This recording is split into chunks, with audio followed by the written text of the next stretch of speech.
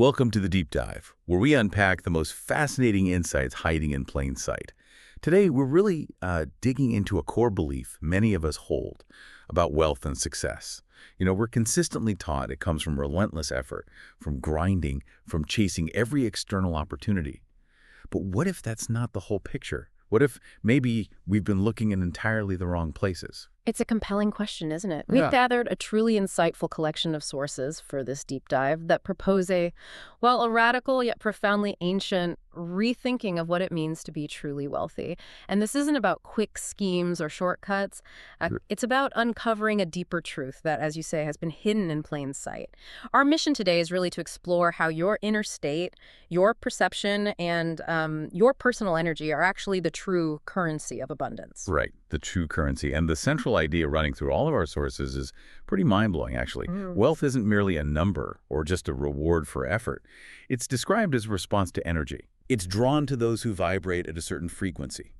Okay, let's really lean into that. Yeah, let's. The initial perspective our sources invite us to consider is that money itself isn't just this cold, inanimate object.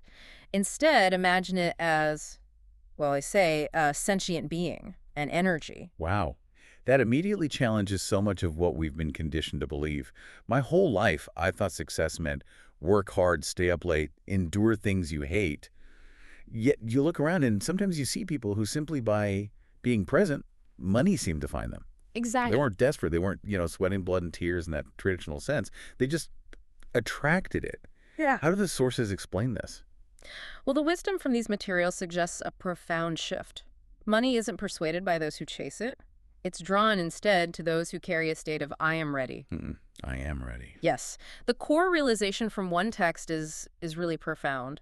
Wealth is not the result of effort. It is the response to energy. Yeah. So the focus isn't on the external pursuit, but really on the internal preparation.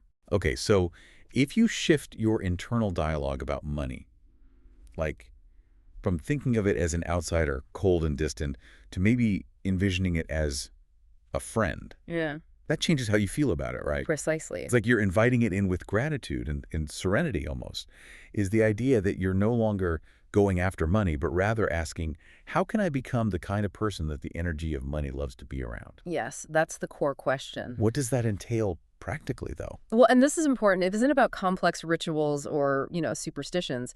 It's fundamentally about changing how you feel about yourself. When you wake up feeling abundant, truly feeling worthy, seeing life as a fertile field full of possibilities rather than a battlefield you must conquer, you naturally align yourself with this flow of wealth. It's an internal magnetic adjustment, you could say.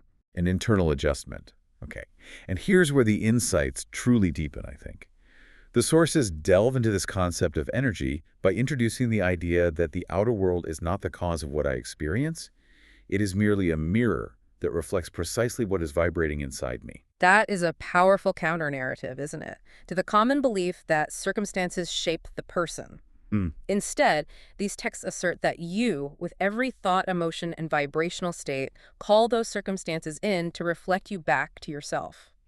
The universe, in this view, operates by resonance, not randomness. Resonance. Okay, so it's less about what happens to you and much more about what you're emitting. Exactly. It's a personal revelation one source mentions. It's not circumstances that create energy, but energy that creates circumstances. Think of it this way, maybe. Every emotion you carry, every thought you nurture, is a wave being emitted from you. Like ripples on a pond. Kind of. And the universe, like a still lake, merely reflects back exactly the frequency you emit. So if you're consistently emitting, I am not enough, well, you tend to encounter situations that reinforce that exact feeling. Makes sense. But if you live as if you are already worthy, you bring in matching reflections. How difficult is it for people to accept this, though? It feels big. It's a significant shift, no doubt, especially if you're used to focusing externally. The sources urge us. If you're wondering why money hasn't arrived or why you feel stuck in recurring patterns, don't rush to look outward. Look into the mirror within you and ask yourself, what am I emitting? Look inward first. Yes. And the critical warning from these texts is that you can say positive words, repeat affirmations, but if deep down you still carry fear, doubt, and a sense of unworthiness, the universe will respond to that exact emotional state. It's about the deep energetic truth, not just the surface words or actions. That makes perfect sense. It's about being really honest with yourself, isn't it? Now, building on this idea of internal state, our sources also bring up a powerful almost ironic concept. Right? What we seek is often close at hand if it's simply overlooked. Ah, yes. This is beautifully illustrated by that ancient story of Thomas in the desert. Remember, he died of thirst, his feet bleeding, eyes burning, desperately searching for water. Yeah. But the heartbreaking truth was that right beneath his feet, just under a thin layer of sand, flowed a cool, clear underground river. Thomas died not for lack of water, but because he lacked awareness of where life was already present. Wow. And the sources suggest many of us are living like Thomas, searching for opportunity everywhere when abundance is potentially right beneath them. That's such a powerful image. It makes me think of Elizabeth's story, too, the one about the box. Yes, exactly. She inherited an old wooden box that seemed meaningless, just full of old papers. Years later, she finally opened it and discovered old investment stock certificates, now worth millions. It really highlights how wealth sometimes simply needs to be recognized in what already exists yet hasn't been seen the right way. It's not always about finding something new, but reevaluating what's already there. Right, changing your perception of it. And it's not just Elizabeth. Think of Ali Haid, the farmer. Sold his land to search for diamonds somewhere else. Only for the biggest diamond mine ever to be found right under his old farm. Exactly. The diamonds had been right beneath Ali's feet, but he never knew because he believed that wealth was something you had to go and find somewhere else. Mm. It's all about having the wrong map in the mind, undervaluing what's familiar, what's right here. The wrong map. Yeah. That's a great phrase. So, for you listening, it's worth asking, is there something I once overlooked that might hold a treasure I have yet to unlock? A crucial question. So, okay, we've talked about recognizing the energy of wealth and looking inward, looking at what's already there. But how do we practically align with this energy? The sources share some foundational principles that seem to go beyond mere strategy, focusing on character, discipline, and what they call soul in action. Right. And this brings us to that ancient story of Debussy, the brickmaker, found on an old clay tablet. He was poor, deep in debt, but he embraced a simple discipline, really simple. Every coin he earned, he divided into 3 parts. 1 part to repay his debts, 1 part for living expenses, and 1 part to save and invest for the future. Just 3 parts. Consistent. No complexity, just persistence. And the story goes, he went from debt to prosperity just by sticking to that. The profound lesson there seems to be that you don't need to be rich to start living like someone who respects money. Is that it? That's it, exactly. By treating even small amounts with respect, with intention, the universe begins to believe you are worthy of having more. It's about cultivating the mindset behind the action. Okay. And what about infusing soul into work? How does that connect to attracting wealth? Yeah, that connects beautifully to Caroline the painter. Remember her story? Her work radiated this strange vitality. Why? Because she poured her soul into it. Yes. As one source describes it, when you pour your soul into your work, that work comes alive, and money is naturally drawn to things that are alive.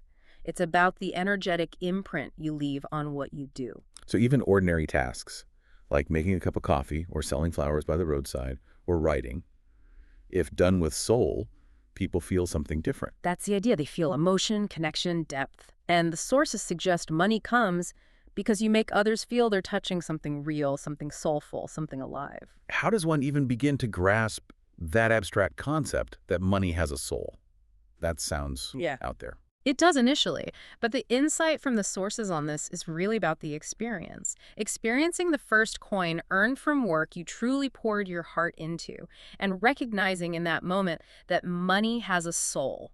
It felt, to the person in the story, like a living stream of energy, a signal from the universe. Okay, so it shifted their perception. Completely. From money as just a cold tool to seeing it as an exchange stream. An echo of value delivered. Value delivered with soul. Right.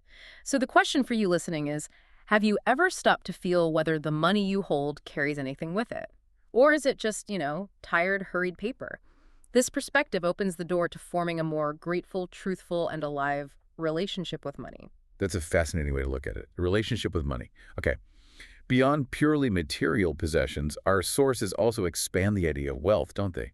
Delving into this broader tapestry of inheritance, noticing, and intuition. Yes, definitely. This is where Henry's spiritual legacy comes in. Remember, he didn't leave behind a house or a bank account. Right, he left handwritten letters. Handwritten letters reflecting lessons, failures, insights. And this, for his family, represented his true inheritance. So it introduces this concept of a spiritual energy account. That sounds interesting. Where every moral value, every loving lesson, every profound experience passed down by ancestors is like a silent investment within you. It encourages us to look at our bloodline from a spiritual depth, maybe unlocking strengths or wisdom we've always had within us. Like finding a hidden reservoir of strength you didn't know was there. Exactly. And then there's Margaret with her little badge. It began when I noticed. I loved that story. Her big awakening didn't come from some huge drama or crisis. No, not at all. It came from a small, ordinary observation, watching a child drawing, I think it was. It highlights that you don't need thunderclaps or cosmic messages to change. You just need stillness and a willingness to start noticing the little things. Just notice. And interestingly, this subtle noticing, this paying attention, can apparently lead to attracting more refined financial opportunities, perhaps because you're more attuned.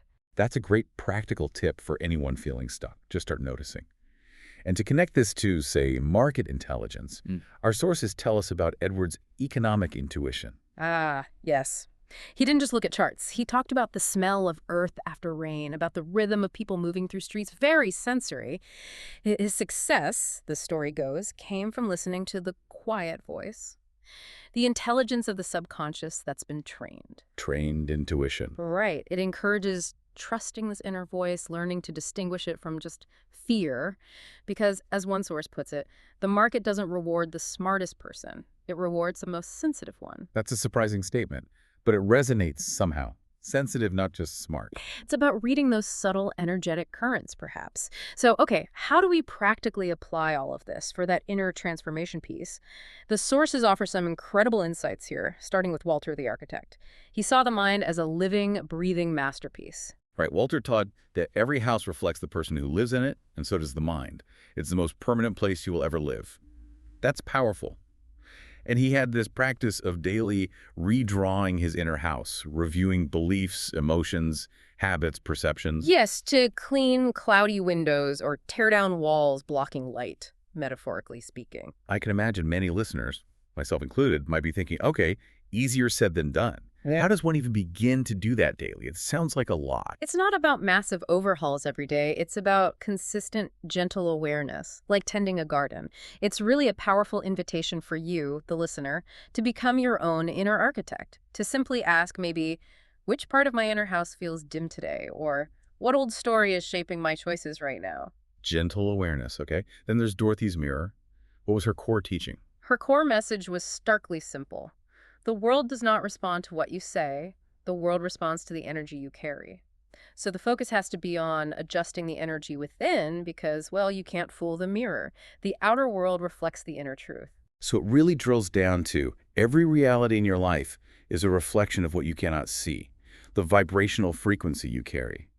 And that explains why just changing behavior without shifting that inner energy often leads to the same results repeating, right? Exactly right. You're Right. just putting a different coat, as you said, over the same energetic foundation. It doesn't change the reflection. Okay. And finally, the monk's clock. Ah, the clock with its single inscription, now. This challenges this whole idea of constantly chasing a future or dwelling on the past. It asserts that the only sacred time is this moment. Living fully in the present? How does that connect to wealth or abundance? The sources suggest it expands time, not literally, but in perception. It allows for more focused, efficient work, and it cultivates this strange kind of fullness where you feel, I wasn't lacking anything in this moment. A sense of enoughness right now. Exactly. And the future, these insights suggest, is truly created from the quality of each present moment. You build a prosperous future by living a present moment filled with that abundant energy. Quality of the present moment. Got it. Now, beyond that inner transformation, these sources also strongly emphasize the unwavering power of intentionality and generosity. They see these as powerful catalysts for abundance. Yes, one of the most impactful stories shared is about writing a spiritual covenant, like a personal contract with oneself and the universe. It's this declaration: I choose to live a prosperous life. I commit to not retreating when challenges come. I will walk as if what I desire has already begun because I know the universe always responds to the seriousness of my intent. That's intense. How does one cultivate that level of commitment when doubts inevitably creep in? Because they do. Oh, absolutely. It highlights that the universe does not reward the most talented. It rewards the most committed. The Mhm. seriousness they talk about is described as wholeness, a steady intention that does not waver. It's about consistency, getting back up, not necessarily perfection every single moment. Consistency over perfection. And then consider George, the man in the story who gave his last drops of water to a complete stranger. This wasn't just presented as an act of kindness, it revealed something deeper. Freedom from the fear of not enough. Oh, letting go of scarcity thinking in a very real way.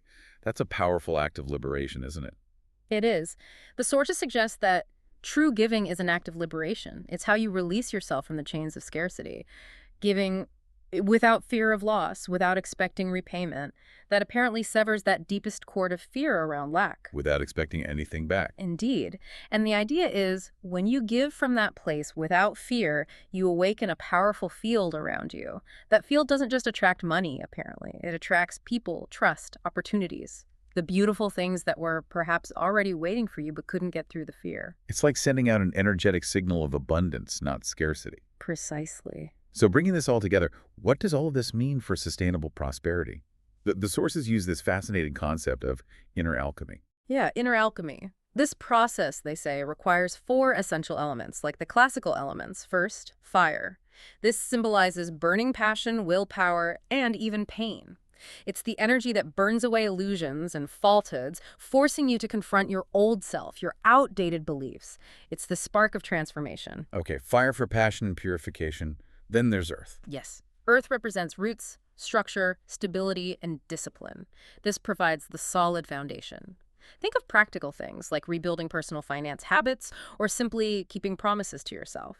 It ensures you're not just swept away by passion alone, it grounds your intentions. Grounding. Makes sense. Right? Next is water. Water, which softens, heals, and reconciles. This element is about facing your emotional relationships with money, things like guilt or shame. It's about practicing forgiveness for yourself and others and allowing ease and flow into your life rather than resistance, emotional fluidity and acceptance. Healing the emotional side. And finally, air. And air. This is faith. It's vision. It's the energy you emit. This means operating on that different frequency we talked about, being light enough to rise, confident enough to persist, and clear enough to stop needing to prove yourself. It's the invisible force that lifts everything. Faith, vision, energy. Wow. And this balance, this integration of fire, earth, water, and air, our sources conclude, creates a new flow of prosperity. Yeah. Unshaken by scarcity, guided by awakening and wholeness. It really reiterates that fundamental point. True prosperity is not in the materials you collect, but in the energy you radiate. Wow. Okay. So this deep dive has truly shown us that true wealth isn't really an external chase, is it? It's an internal cultivation. It's about a shift in energy, in perception, and in intentionality that ultimately mirrors abundance back to us from the world. That's the essence of it. And maybe a final thought for everyone listening. If today your life feels blurry or stuck, don't rush to blame the world outside. First, perhaps, turn inward and gently wipe clean the mirror inside you. Perhaps the light, the abundance you've been searching for was never actually gone. It's just been waiting for you to vibrate at the right frequency to see it. That's a beautiful and provocative thought. So the question becomes, what small thing can you begin to feel differently or notice around you or redesign within you or perhaps give freely starting today? Remember, the message seems to be you don't need to wait for one more external condition to change to begin feeling wealthy. You just need to choose to feel it right here in this very body with this very breath. Absolutely. You have the power to access this abundance within yourself. The universe, as they say, is listening to your energy.